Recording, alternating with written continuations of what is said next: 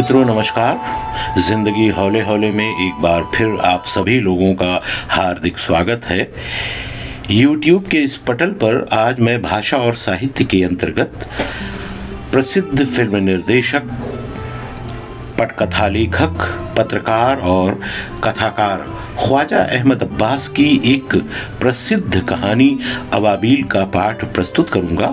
पाठ प्रस्तुत करने से पहले मेरा ये निवेदन है कि अगर अभी तक आप लोगों ने इस प्रस्तुति के चैनल को सब्सक्राइब न किया हो तो ज़रूर सब्सक्राइब कर लीजिए, इसे शेयर भी कीजिए, लाइक भी दीजिए और मेरा ये भी निवेदन है कि आप लोग अपने कमेंट भी दीजिए। तो कहानी का पाठ प्रस्तुत करने से पहले मैं संक्षेप में आप लोगों के सामने ख्वाजा अहमद अब्बास साहब के संदर्भ में कुछ बातें पेश करना चाहूँगा। ख्वाजा अहमद अब्बास साहब का जन्म 7 जून 1914 को हरियाणा राज्य के पानीपत में हुआ। वे ख्वाजा गुलाम अब्बास के पोते थे जो 1857 के विद्रोह के शहीदों में से एक थे। उनकी प्रारंभिक शिक्षा उनके परदादा यानी प्रसिद्ध उर्दू शायर ख्वाजा अल्ताफ हुसैन हाली द्वारा स्थापित मुस्लिम हाई स्कूल में हुई थी। मैट्रिक समाप्त करने के बाद अलीगढ़ मुस्लिम विश्वविद्यालय में चले आए और वहां से उन्होंने अंग्रेजी साहित्य में बीए किया। उसके बाद LLB पूरी की। इसके पश्चात वो मुंबई चले गए और मुंबई में उन्होंने एक पत्रकार के रूप में कार्य करना आरंभ कर दिया। फिल्म निर्देशक के कैरियर का आरंभ उनकी पहली फिल्म धरती के लाल से हुई। उन्होंने राही, शहर और सपना, 2 बूंद पानी, 7 हिंदुस्तानी आदि फिल्मों का निर्माण किया। ख्वाजा साहब ने निर्माता निर्देशक राज कपूर के लिए आवारा, श्री 420, जागते रहो, मेरा नाम जोकर और बॉबी जैसी कई सफल फिल्में लिखी। RK बैनर की फिल्म हिना के लेखन में भी उनका योगदान रहा है। उन्होंने लगभग 40 फिल्मों की कहानी और पटकथाएं लिखी। पत्रकारिता और साहित्य के क्षेत्र में भी उनका योगदान अमूल्य है। निर्देशक, उपन्यासकार, पटकथा लेखक और उर्दू, हिंदी एवं अंग्रेजी का पत्रकार होने के साथ उनकी पहचान कहानीकार के रूप में भी है। एक साहित्यकार के रूप में उनको सरकारी और गैर सरकारी स्तर पर विविध पुरस्कार और सम्मान से भी अलंकृत किया गया। सन 1969 में भारत सरकार द्वारा पद्मश्री से भी वो सम्मानित हुए। ख्वाजा अहमद अब्बास साहब का निधन मुंबई में 72 वर्ष की आयु में 1 जून 1987 को हुआ। वे अपने अंतिम दिनों तक प्रसिद्ध पत्र विलिट्स के लिए लिखते रहे। अबाबील उनकी आरंभिक कहानी है, परंतु यह प्रकाशन के साथ ही रातों रात मशहूर हो गई। इसने शीघ्र ही ख्वाजा अहमद अब्बास को कहानीकार के रूप में स्थापित कर दिया। कहानी का पाठ प्रस्तुत है। उसका नाम तो रहीम खां था, मगर उस जैसा जालिम भी शायद ही कोई हो। गांव भर उसके नाम से कांपता था। ना आदमी पर तरस खाए, ना जानवर पर। एक दिन रामू लोहार के बच्चे ने उसके बैल की दुम में कांटे बांध दिए थे तो मारते मारते उसको अधमुआ कर दिया। अगले दिन जैलदार की घोड़ी उसके खेत में घुस आई तो लाठी लेकर इतना मारा कि लहू लुहान कर दिया। लोग कहते थे कि कमबख्त को खुदा का खौफ भी तो नहीं है, मासूम बच्चों और बेज़बान जानवरों तक को माफ नहीं करता है, ये जरूर जहन्नम में जलेगा। मगर यह सब उसकी पीठ के पीछे कहा जाता था। सामने किसी की हिम्मत जबान हिलाने की ना होती थी। एक दिन बिंदु की जो शामत आई तो उसने कह दिया, अरे भाई रहीम खां, तू क्यों बच्चों को मारता है? बस उस गरीब की वो दुर्गति बनाई कि उस दिन से लोगों ने बात भी करनी छोड़ दी। मालूम नहीं किस बात पर बिगड़ पड़े। बास का ख्याल था कि उसका दिमाग खराब हो गया है, इसको पागल खाने भेज देना चाहिए। कोई कहता था अब के किसी को मारे तो थाने में रपट लिखवा दो, मगर किसकी मजाल थी कि उसके खिलाफ गवाही देकर उससे दुश्मनी मोल लेता। गांव भर ने उससे बात करनी छोड़ दी थी, मगर उस पर कोई असर न हुआ। सुबह सवेरे वो हल कांधे पर धरे अपने खेत की तरफ जाता दिखाई देता। रास्ते में किसी से न बोलता, खेत में जाकर बैलों से आदमियों की तरह बातें करता। उसने दोनों के नाम रखे हुए थे, एक को कहता था नत्थू, दूसरे को छद्दू।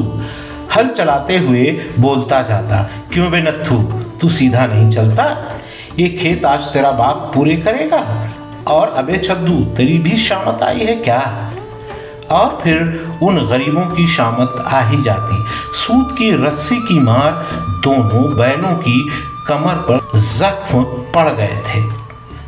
शाम को घर आता तो वहां अपने बीवी बच्चों पर गुस्सा उतारता। दाल या साग में नमक है, बीबी को उधेड़ डाला। कोई बच्चा शरारत कर रहा है, उसको उल्टा लटकाकर बैलों वाली रस्सी से मारते मारते बेहोश कर दिया। गरज हर रोज एक आफत बपा रहती थी। आसपास के झोपड़ों वाले रोज रात को रहीम खां की गालियों, उसकी बीबी और बच्चों के मार खाने और रोने की आवाज सुनते, मगर बेचारे क्या कर सकते थे? अगर कोई मना करने जाए तो भी मार खाए। मार खाते खाते बीबी गरीब तो अधमुई हो गई थी। 40 बरस की उम्र में 60 साल की मालूम होती थी। बच्चे जब छोटे थे तो पिटते रहे, जब बड़ा 12 बरस का हुआ तो एक दिन मार खाकर जो भागा तो फिर वापस न लौटा। करीब के गांव में एक रिश्ते का चचा रहता था, उसने अपने पास रख लिया। बीवी ने एक दिन डरते डरते कहा, बिलासपुर की तरफ जाओ, जरा नूरू को ले आना। बस फिर क्या था, आग बबूला हो गया। मैं उस बदमाश को लेने जाऊं? अब वो खुद भी आया तो टांगे चीर कर फेंक दूंगा। वो बदमाश क्यों मौत के मुंह में वापस आने लगा था। 2 साल के बाद छोटा लड़का बिंदु भी भाग गया और भाई के पास रहने लगा। रहीम खां को गुस्सा उतारने के लिए फकत बीवी रह गई थी, सो वो गरीब इतनी पिट चुकी थी कि अब आदी हो चली थी। मगर एक दिन उसको इतना मारा कि उससे भी न रहा गया और मौका पाकर जब रहीम खां खेत पर गया हुआ था, वो अपने भाई को बुलाकर उसके साथ अपनी माँ के यहाँ चली गई। हमसाए की औरत से कह गई कि आए तो कह देना कि मैं चंद रोज के लिए अपनी माँ के पास रामनगर जा रही हूँ। शाम को रहीम खां बैलों को लिए वापस आया तो पड़ोसन ने डरते डरते बताया कि उसकी बीबी अपनी माँ के यहाँ चंद रोज के लिए गई है। रहीम खां ने खिलाफ मामूल खामोशी से बात सुनी और बैल बांधने चला गया। उसको यकीन था कि उसकी बीबी अब कभी न आएगी। अहाते में बैल बांधकर झोपड़े के अंदर गया तो एक बिल्ली म्याऊं म्याऊं कर रही थी। कोई और नजर न आया तो उसकी ही दुम पकड़कर दरवाजे से बाहर फेंक दिया। चूल्हे को जाकर देखा तो ठंडा पड़ा हुआ था। आग जलाकर रोटी कौन डालता? बगैर कुछ खाए पिए ही पड़कर सो रहा। अगले दिन रहीम खां जब सोकर उठा तो दिन चढ़ चुका था, लेकिन आज उसे खेत पर जाने की जल्दी न थी। बकरियों का दूध दोकर पिया और हुक्का भरकर पलंग पर बैठ गया। अब झोपड़े में धूप भराई थी। एक कोने में देखा तो जाले लगे हुए थे। सोचा कि लाओ सफाई ही कर डालूं। एक बांस में कपड़ा बांधकर जाले उतार रहा था कि खपरेल में अबाबीलों का एक घोंसला नजर आया। 2 अबाबीलें कभी अंदर जाती थीं, कभी बाहर आती थीं। पहले उसने इरादा किया कि बांस से घोंसला तोड़ डाले, फिर ना मालूम नहीं क्या सोचा। एक घड़ौची लाकर उस पर चढ़ा और घोंसले में झांक कर देखा। अंदर 2 लाल बूटी से बच्चे पड़े चूं चूं कर रहे थे और उनके माँ बाप अपनी औलाद की हिफाजत के लिए उसके सर पर मंडला रहे थे। घोंसले की तरफ उसने हाथ बढ़ाया ही था कि मादा अबाबील अपनी चोंच से उस पर हमला आवर हुई। अरे आँख फोड़ेगी, उसने अपना खौफनाक कहकहा मार कर कहा और घड़ौची से उतर आया। अबाबीलों का घोंसला सलामत रहा। अगले दिन से उसने फिर खेत पर जाना शुरू कर दिया। गांव वालों में से अब कोई उससे बात न करता था। दिन भर हल चलाता, पानी देता या खेती काटता, लेकिन शाम को सूरज छिपने से कुछ पहले ही घर आ जाता। हुक्का भरकर पलंग के पास लेटकर अबाबीलों के घोंसले की सैर देखता रहता। अब दोनों बच्चे भी उड़ने के काबिल हो गए थे। उसने उन दोनों के नाम अपने बच्चों के नाम पर नूरो और बिंदु रख दिए थे। अब दुनिया में उसके दोस्त ये 4 अबाबील ही रह गए थे, लेकिन उनको ये हैरत जरूर थी कि मुद्दत से किसी ने उसको अपने बैलों को मारते न देखा था। नत्थू और छद्दू खुश थे। उनकी कमरों पर से जख्मों के निशान भी तकरीबन गायब हो गए थे। रहीम खां एक दिन खेत से जरा सवेरे चला आ रहा था कि चंद बच्चे सड़क पर कुंडी खेलते हुए मिले। उनको देखना था कि सब अपने जूते छोड़कर भाग गए। वो कहता ही रहा, अरे मैं कोई मारता थोड़ा ही हूँ। आसमान पर बादल छाए हुए थे। जल्दी जल्दी बैलों को हाँकता हुआ घर लाया। उनको बांधा ही था कि बादल जोर से गरजा और बारिश शुरू हो गई। अंदर आकर किवाड़ बंद किए और चिराग जलाकर उजाला किया। हस्बे मामूल बासी रोटी के टुकड़े करके अबाबीलों के घोंसले के करीब एक ताक में डाल दिए। अरे वो बिंदु, अरे वो नूरो, पुकारा, मगर वो न निकले। घोंसले में झांका तो चारों अपने परों में सर दिए सहमे बैठे थे। ऐन जिस जगह छत में घोंसला था वहां एक सुराख था और बारिश का पानी टपक रहा था। अगर कुछ देर ये पानी इस तरह ही आता रहा तो घोंसला तबाह हो जाएगा और अबाबीलें बेचारी बेघर हो जाएंगी। ये सोचकर उसने किवाड़ खोले और मूसलाधार बारिश में सीढ़ी लगाकर छत पर चढ़ गया। जब तक मिट्टी डालकर सुराख को बंद करके वो उतरा तो शर्रोबार था।